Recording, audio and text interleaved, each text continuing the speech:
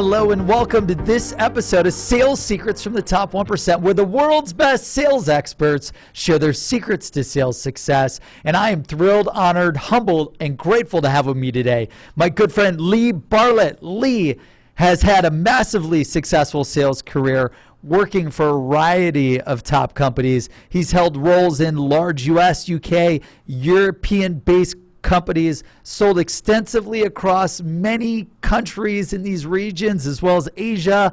He's got extensive experience selling into the financial sector to C-level execs. He's built multinational sales teams. He's the co-founder and CEO of a tech startup and has recently authored his top-selling book, the #1 Best Seller. Lee, I'm excited to dive in. Thank you so much for joining us today. It's a pleasure to be here, Brandon. Thanks for having me. Yeah, sorry I'm a little dressed down. It's Friday night in London. I love that. And by the way, audience, Lee made himself available. It's Friday, 6 p.m. where he's at. So super grateful for him to dive in with us today. So the audience, Lee, is dying to know, #1, sales secrets from the top 1%. If you had to go back in time to when you first started in selling, what is your #1 top sales secret to maximize sales success? But the audience is also dying to know, Lee, you've had an immense amount of success throughout your sales career. How'd you get started in sales? Where are all the places that you've worked in sales? And what are the successes, the failures, the lessons, which we call these micro secrets that help you level up to do the next gig? And then what did you learn there to do the next one and the next one and the next one? And you just compound these secrets and learnings and lessons in sales to become where you're at today. So without further ado, man, I'd love to just learn about, who is Lee Bartlett? Where'd you come from and how'd you get started in sales? Okay, there's about 200 questions there, by the way. So I guess we'll start at the beginning. I just got into sales by luck. I didn't leave university and think, great, I'll be a salesperson. I just came to London and wanted to earn a crust. And, while I figured that out, by chance, I lucked a job selling magazines. It just so happened that the magazine that I was selling was something called the International Financing Review, which is like the Bible of the stock markets here, the financial markets. Oh, wow. So, yeah, so I lucked in on that. But I was naturally curious. I wondered, obviously, you can't sell a product without knowing why your customers want to buy it. So, I started to read the magazine daily and become, I wouldn't say an authority on it, but certainly, a very well-informed sales executive that could converse in the language that was required to sell this product and speak to business objectives. So from a young age, right from the beginning, I was dealing with investment bankers, senior financiers. Wow. And those people are probably hard to sell into. Yeah, well, they're uber intelligent. They're they're time sensitive, they're time poor. So you have to be able to deliver a value-based message to their business objectives immediately. So yeah. It was a great grounding. And as with all salespeople when they join, I was just hungry to move up. I really enjoyed sales. So I enjoyed my client base. I'd begun the process of building a network. I'm going back 20 years now. And I wanted to leverage up. So, I started to look around, started to network within my own organization. It was a large financial services firm. And go for just about every promotion there was, but make sure I was extremely prepared for it. And then I moved up from selling magazines to selling financial technology, so actual solutions to existing large problems that these bankers held. So wow. It meant that I had to learn much more specific information, become somewhat of a domain expert, learn to present complexity and simplify that. And then once you get past that point, you move into kind of an innovation area. So you know this with Seamless.ai. So you have a customer and a trusted relationship, and you sell them your product, and then they have needs beyond the product, which perhaps you could solve. So it becomes a solution selling type situation. And I was very lucky to have that early on. So I made sure I did my best at it. I made sure that I learned I could speak the language of my customers, and I very rapidly progressed. I took every opportunity professionally that came my way. Yeah, and you said early on, like, you had this curiosity. Do you think that's a micro secret? Like, you always be curious when you're selling to to learn? I would say, I mean, even more so today than when I first started. I would say it's an essential. I mean, it's compulsory. It's you can't. The market now is the increased competition in the market. It's so you really need to be on your game. You need to be able to specialize and speak in specific language to very targeted people. So yeah, absolutely. It's not a secret. It's or you can call it a secret if you want. Yeah, a necessity, it's really. And you said becoming an expert in what you sell in the audience, like that's another secret, right? Just know your product, know your audience, and then how to tie it all together. Well, it's an interesting conversation, really, because there's so much specialism now. There's so many domain experts, and to what point does the salesperson learn their domain or the domain that they're selling into? Right. If you're dealing with highly specialized products, there has to be a point at which you say, this is enough before I leverage a resource and bring a domain expert in. So in terms of a sales process, it is essential to know where that point is and then to conduct yourself and your sales process around that point.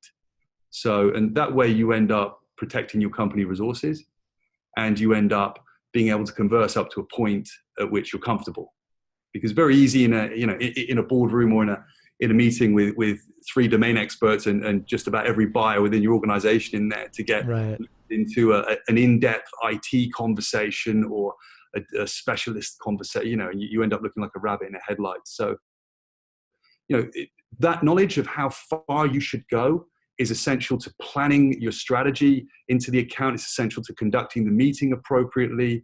It's essential to leveraging your internal resources. It's a nucleus. So yeah, I'm going to call it a secret by Brandon Bornancin's definition. But I think you bring up a good point, though. Like, you want to go as far as you can go without diminishing sales results, right? That's right. So, and that point is normally the point at which the furthest point at which you can qualify that opportunity. So you take it as far as you can take it to be as sure as you can be before you leverage in other, companies. I mean, that's your job as a sales professional. So, I think sometimes I see salespeople that I help. Their idea of selling is to pick the phone up, get an automated lead, pick the phone up and schedule a meeting, and then just get the domain experts on the meeting to do the presentation or call for them. It's just not acceptable. So you can get away with that in some industries where it's probably a low impact product, but when you're dealing with products that impact an enterprise or impact multiple departments, and a lot of them do these days, you really need to know your stuff. So. And you said you would take every promotion. So like, you had a really successful career at Thomson Reuters and then Perfect Information. Yeah. That was all the finance stuff, right? Yeah, I tried to stay in my lane because the compound effect of a long-term outlook on sales is you build another secret right there. Yeah, you're building a very strong network everywhere you go, and your clients trust you. So, for me, there was a dual agenda. There was serving my customer, but there was also, I wanted to progress in my career, and I wanted to find roles that were suited to my personality type and to the market. So for me, I always looked for roles that were products that were low on the adoption curve. I understand the product adoption curve, so they were new to market. And I liked convincing large groups, large numbers of companies that this is the future. So, in order to do that, you have to be speaking in terms of value, you have to be speaking in terms of concepts. It helps to have the trust and the ear of these customers in the first place. So I talk about compounding the network and presenting different products and different ideas to the same companies. That really over time allows you to rise very quickly in seniority. Oh, that's awesome. I mean, even now, 20 years later, we're going forward now, but even now, my clients, some of my best friends are my clients. They've been my best friends for a long time. So, it just goes to show, you don't start out looking for friends, you start out looking to conduct good business. But yeah, when you positively impact people's lives as you can in sales, that is the compound effect. You forge very strong friends. Yes. So based on another trust. secret, like knowing the industry, knowing the business, the customers, and building that Rolodex, doubling down on that, like you did, helped you generate more income, generate more sales, and leverage the compounding effect to your advantage. Yeah, absolutely, absolutely. But so there's, as I said, there was a kind of a dual agenda. It had to suit, everything had to align. The company goals had to align with what I wanted. The product had to align with my personality. It had to align with what I saw in the industry, and it had to align with what my customers said. So, once all the stars align, things get kind of easy. It's just execution. That's So, awesome, man. yeah, And that's then how some of the principles that I had, and I always had a long-term view. when you went to Merrill Corporation, Yeah. were you selling financial products as well there? Because like Yeah, that I was was like the selling. next thing. Well, you see, I became a little tired of selling enterprise solutions because Long I sales say tired, I just cycles. say impatient. I just became a Yeah. little impatient, and I had so much fight in me, so much get up and go to do a good job, and I had so many great contacts already. I was looking for something a little more transactional, but it had to be uber high value transactional sales. So I ended up working on products that helped the M&A cycle, so the mergers and acquisitions cycles for corporate financiers. That's So I helped awesome. them to dispose companies, acquire companies more quickly. I helped the law firms to conduct that process more effectively and efficiently. And when you move into that type of sales, you're doing multi-million-dollar pitches. Sometimes you do 3 or 4 a day. Wow. So I became the main pitcher, let's say. I mean, nobody likes the word pitch, but reality is it's a pitch. So, we would often be lined up on what's called beauty parades, and there would be 5 or 6 other people in the beauty parade. It's just the slang for it in the UK. I think it's the same in the US. And and they would pick a vendor, a supplier, to help them streamline that transaction. So I was the guy that did the pitches all day long. So I became kind of an expert or a specialist in that type of sales. I'd get a background dossier, and I'd go in and I'd present at board level multiple times a week all over Europe and the US and Asia. I mean, everywhere pretty much, wherever these large transactions were going, especially if they were cross-border. So, the beauty of that is that these transactions, these deals are very high value, very time sensitive. So, I'd spend 3 or 4 nights in a row in the office with my clients, helping them get the job done. So when you do that, you become a trusted partner. So these pitches, and I ended up doing exclusive contracts with the largest financial institutions in the world from a standing start.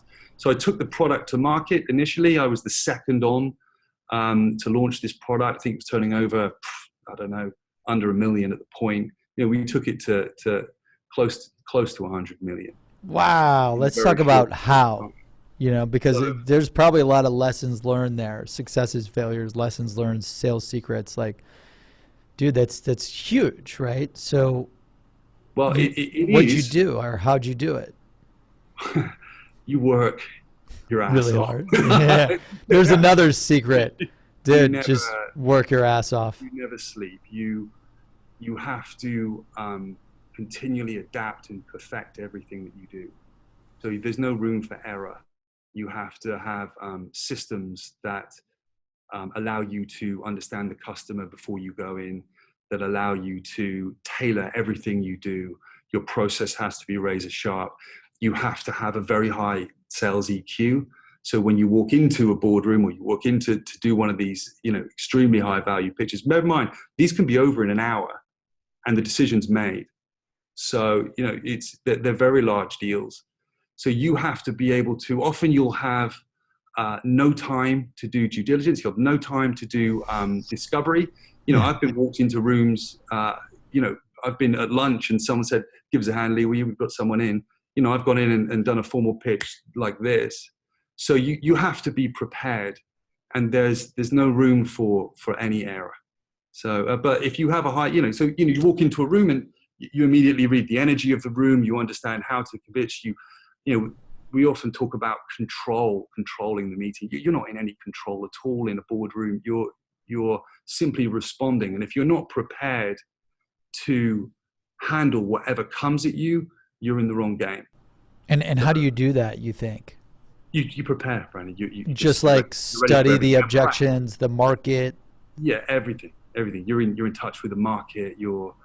When you're winning the majority of the deals in your industry, you learn, you understand what's going on, so you can relay a lot of what you're doing on other deals without breaching confidentiality. You can help streamline processes based on best practices very, very quickly and very easily. Now, the other thing that you can't do, you can do none of this if you don't have an amazing team. Right? So, my project management team, the support networks, essential to train them, heighten their commercial awareness, make sure that they can see opportunities, make sure that they're in touch with you all the time. I mean, your inbox is crazy, but yet you have to make sure that they're telling you about everything, and that you can translate what's being said into opportunity, or you can use it to just simply delight the customer. Because what you need to do is, at the end of the process, you need to charge a premium for what you're serving, because what you're serving is everything you have. So you would basically win these big deals and then try to figure out like how to replicate it. What was it? Well, there was no time. It was a slick handover. Sometimes you'd win 3 or 4 deals a week, 5 deals a week. I mean, and you said these are like 6-7 figure deals too. Oh yeah. They're very large deals, but they're also time sensitive. Imagine that and they're also emotional. So imagine that you're disposing. You've built Seamless and you're going to sell it. Yep. And a corporate advisor comes in, a law firm comes in and says, right, we're going to dispose it. And then, you don't just want the people who are best at disposing. You want the people who actually care about the fact that you've spent the last 10 years building this up to be its value. They're going to make sure they get the right value for you.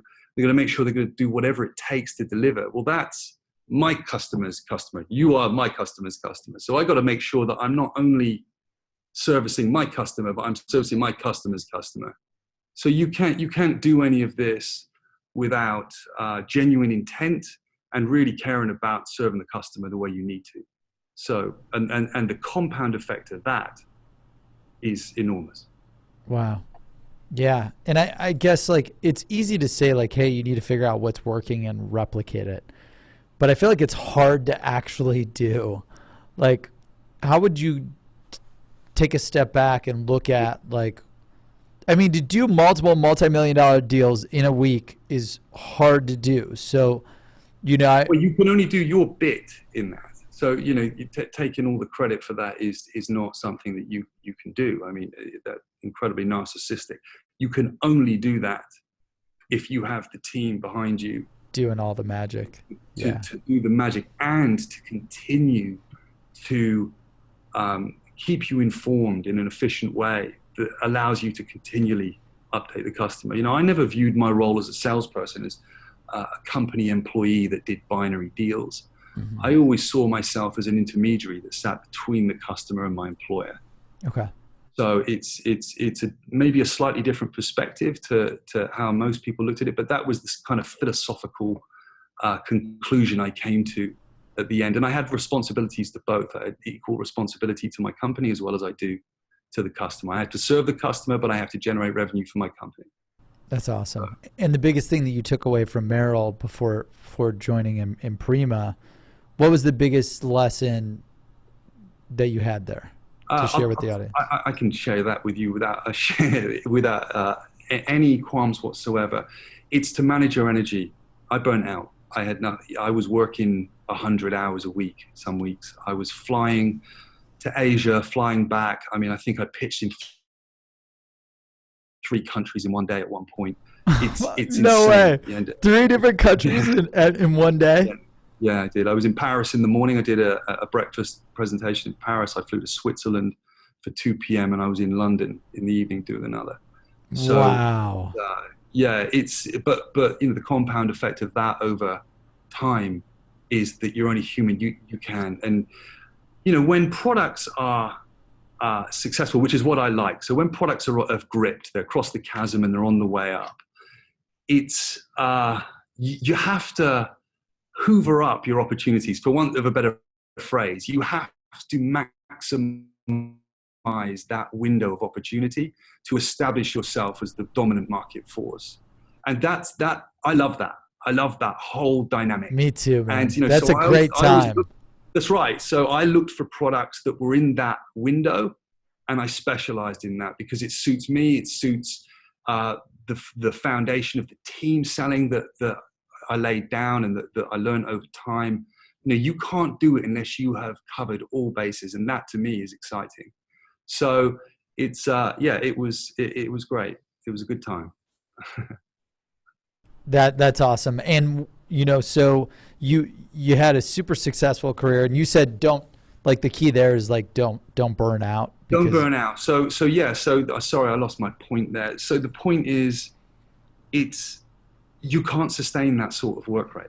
That's insane amount of energy, man. No matter how good you are, no matter how driven you are, it's unsustainable. And it got to the point where we were doing so well that, and the results were so high, and the company was making decisions itself on what was going to happen to the division that I just pushed and pushed and pushed and pushed. And it led me. I mean, when I left, it took me 6 months not to check my phone every 5 seconds. Literally, it took me 6 months to come back to being a normal human being again. I was that patched in.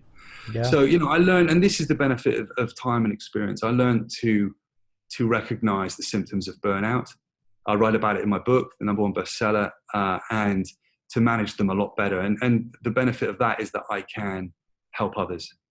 Yeah, that's awesome, man. So you decide to, get out, take a break, and it was a quick break. You went straight into Imprima, right? Well, I was on garden leave, so I've always had massive lockout periods. You can't, because of my client base. Yeah.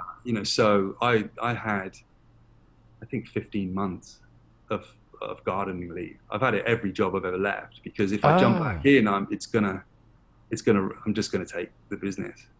So it's, I always, my clients. So they made you not sell for a year or something? Yeah. They pay you off. They tell you to get lost, disappear. So they pay you to take a year off? Yeah, they get rid of you.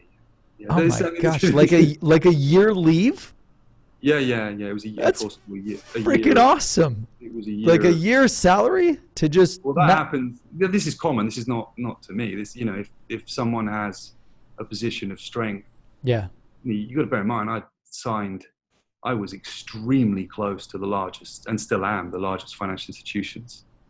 So, they're my very, very good friends. Now, they didn't buy from me because I'm their friend. That came last. They bought from me because I was the person that always overcame the challenges they needed. And if they were, when you're doing these deals, like in any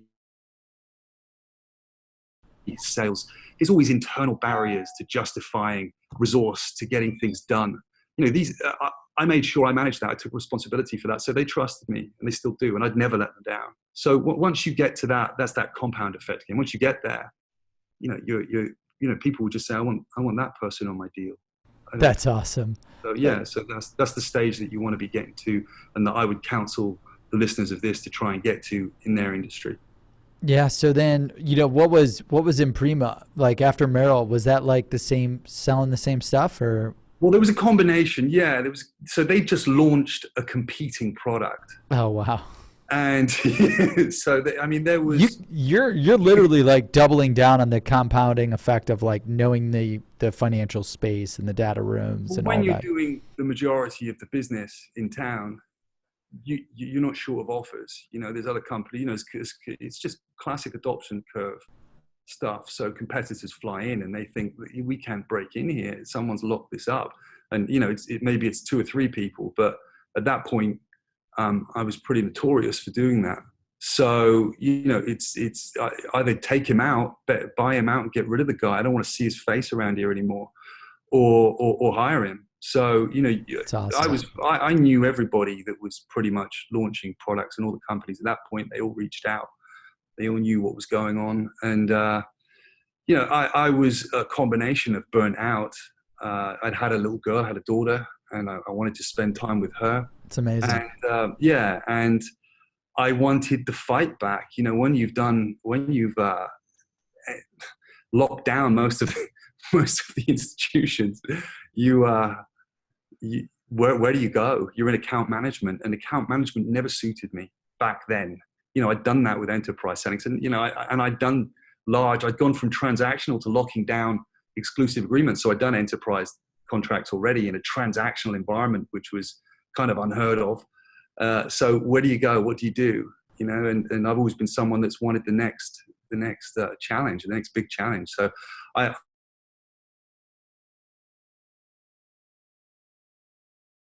I used the opportunity to take a break, normality back as a human being, rather than just being this sort of machine that went to work and did deals and recharged and came back fresh. That's awesome. So, okay, you know, you joined this competitor, right? Or, you know, and we're going like just to speed it up a little bit. So yeah. What's the biggest thing that you learned at virtual data rooms? Like you joined this competitor who was a startup, right? No, it was established. Okay, it was established. But it had, what appealed to me was this. I wanted to move out of my division, but I wasn't allowed to. I was too valuable in my division. And I asked and asked because there were other complementary products that I could take to the same company, the same customers. But my personal value was too high as a salesperson in that certain area. So why take me out? Yeah. But there was more to be done, and I wanted to do more. So when this competing company launched, when this company launched a competing product to what I was doing to the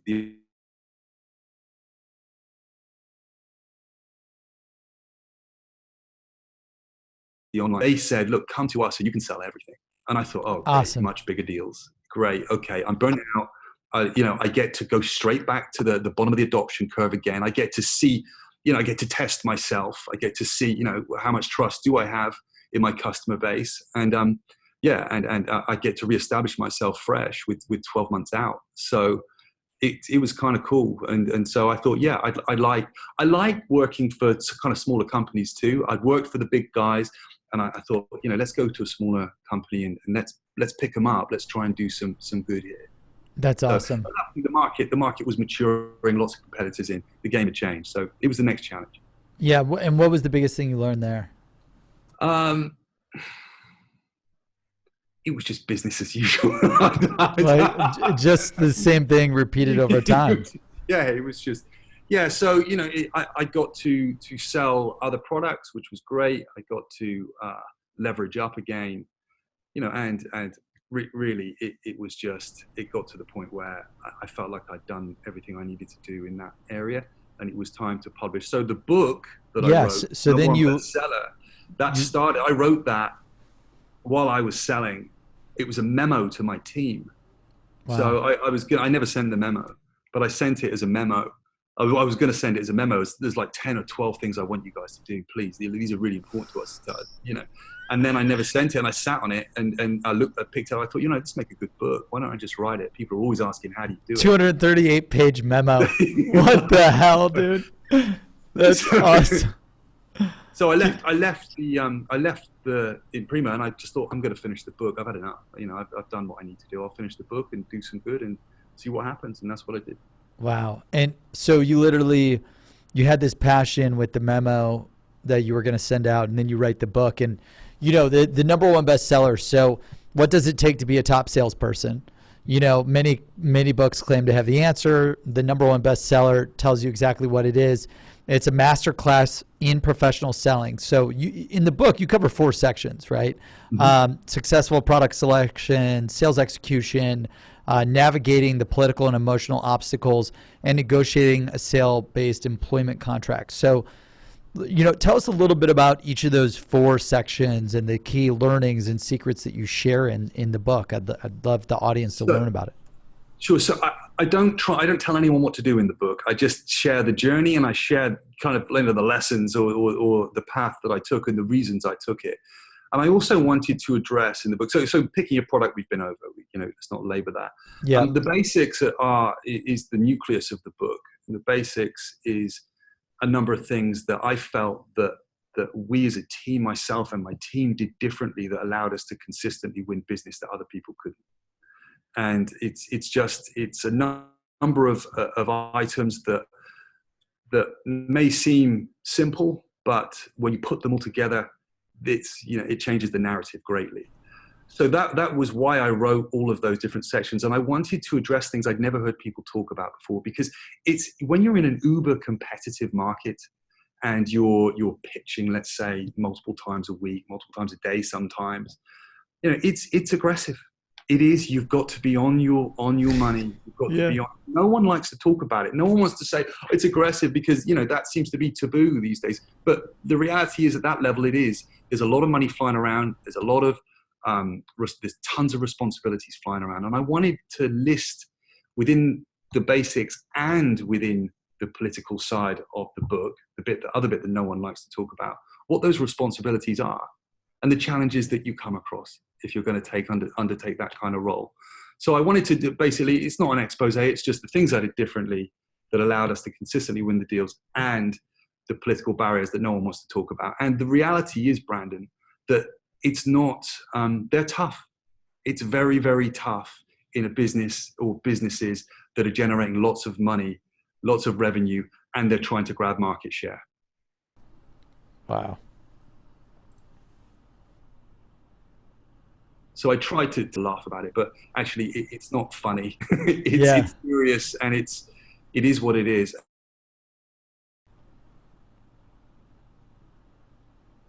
And then, in the end, sales contract, they negotiate a bad contract and they wonder how it all went wrong when they've hit their targets, or they wonder, they're not conducting themselves based on the responsibilities that they laid out in their contracts before they joined. So wow. I wanted to just put some common pitfalls in there and help people to understand that if you're going to play in this game, these are the things you need to cover. Yeah, and talk a little bit about, just quickly a little bit about, you highlight a lot about the political and emotional obstacles that hinder sales success. What are some of those, and how do you overcome them? Well, dealing with internal politics. How do you they're everywhere. I'm lucky now to see new companies, and some companies that have the most incredible cultures. They are nurturing, and they leverage team selling, and they really have aligned. They collaborate on their efforts. It's really a great thing. But in my career, I never saw that because of the nature of the company that I went for and the nature of the product. It was about executing as fast and as hard as you could. So even though our team, I love my team. I'm still friends with every single one of my teams. But it's also intense. And I see a lot of startups now. It's incredible, and there's no politics, so they get the beauty of the leadership, gets the beauty of defining the culture. But if you go into a company where the culture is already defined, and historically it wasn't as streamlined, or a bad leader's been in there and not cleaned up political hurdles, or put processes down and boundaries for people to operate under, it becomes a mess. And you still need to operate as a salesperson within that mess. So I wanted to kind of explain the parameters around how that happens, and explain how I was able to operate in cultures that weren't necessarily as nurturing as you might like. That's awesome. Yeah. So everyone, if you haven't picked up the #1 bestseller, pick it up. Lee shares, everything from the product selection, which we went over, sales execution, navigating the political and emotional landscape, and then a sales-based employment contract with your team. That's incredible, man. I know I've learned a lot with the book, and I remember when we connected, right when you were writing it and launching it. It's an incredible journey. And, I want to learn about what you've learned kind of running your sales, your sales consultancy and your top sales secrets. So I guess that opens us up to the last question of the interview so that you could go and enjoy your Friday evening. Thank you. Sales secrets from the top 1%, where the world's best sales experts share their secrets to sales success. Lee, if you had to go back in time to share one top sales secret with yourself to maximize your sales success, what would that be? It would be a perspective. I would try to instill from day one the perspective that it's a long-term, sales is a long-term compound effect, that if you do it with authenticity and you do it with integrity, it's an incredible profession. But the tip that is key is that it's not a binary process. So what I mean by that is that it's not, I show you a product, then I go to the office, fill out the CRM, then I go back and do another product presentation, then I go back. This isn't it. Salespeople often don't ask themselves this simple question: how do I win all of the business in my industry? I want to win it all. Now, when you take that, I love that question. That's fucking awesome, man. Yeah. How do I not win a deal? I want to win all of them. That's right. How do I win them all the deals in my industry, in my territory, and how do I change the rules of the game to do that? I love that. And you are able to, if you think about it, that question alone will dictate the way you operate. It will dictate the strategy. It will dictate the people that you try to meet. It will define everything that you do. So if I could share anything, it would be that perspective. Yeah. So having the perspective of needing to win every deal.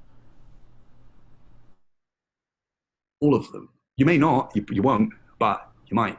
So it helps you to conduct business in a way that allows other people won't. To converse differently, to meet your different ideal customer profiles, you'll probably define a different ideal customer profile if you're thinking like that.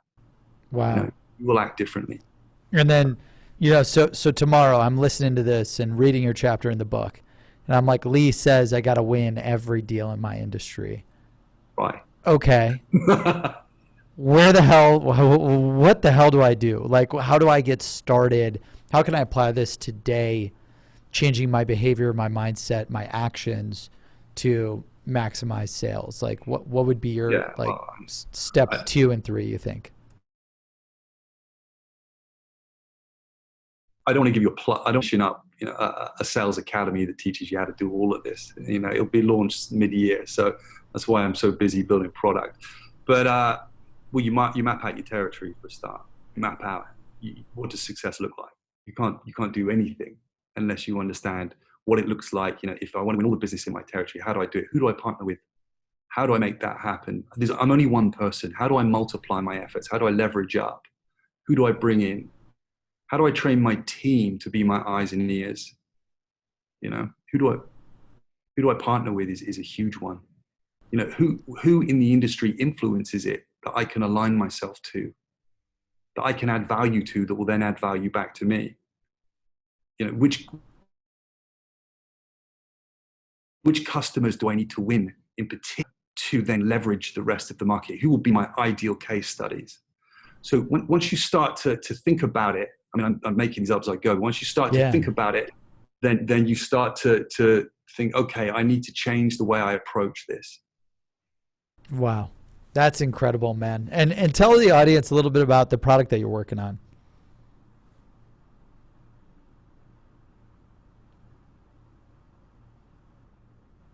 The B2B Sales Academy created.